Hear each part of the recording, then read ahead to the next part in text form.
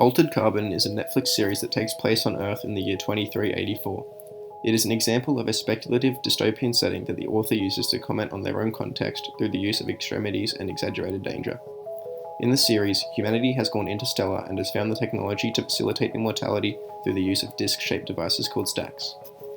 All humans have these stacks, which are implanted in the vertebrae at the back of the neck and house the user's memories and consciousness. These discs are interchangeable, and an owner can put themselves into any body across the galaxy in a matter of seconds. Bodies are known in the series as sleeves, which are effectively the housing space of the stack.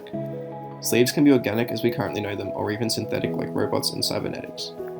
We witness this strange dystopian world through the eyes of the series protagonist, Takeshi Kovacs, a man brought back to life to be used as a pawn for a rich man called Lawrence Bancroft. The world of Altered Carbon is one where the rich have become so powerful that they cannot be controlled or stopped. These people, such as Bancroft, are known in the series as Meths, a term which is derived from the biblical character Methuselah, who lived to the age of 969.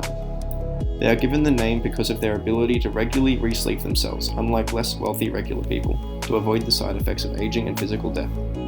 This can be seen in Bancroft. Whilst he only appears to be middle-aged, he was born in 2019, making him 365 years old.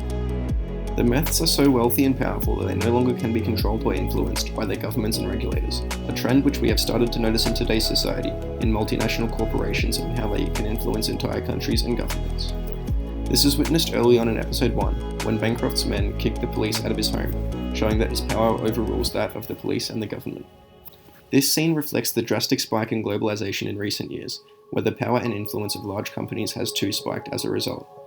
These businesses are now so influential that governments seem to be catering for them rather than for the people that once elected them. Politicians can be bribed, and the idea that there's a price for everything is becoming increasingly true. Altered Carbon reflects a world where we let this subtle threat grow out of control and dictate our everyday lives. It is a world where the rich do what they want and everyone else is left to fight over the table scraps of those in power. But when has this ever happened, you may ask? The increased use of social media has allowed for individuals to expose the big brands and show the world how corrupt they really are.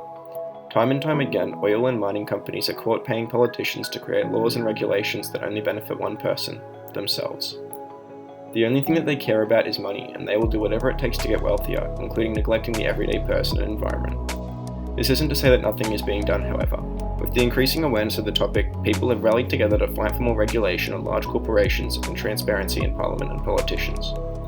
Whilst this threat doesn't seem to affect the majority of us, it soon could, with larger corporations growing so powerful that in the future, what stops them from ruling us instead of the government, and also, how much of this is going unnoticed.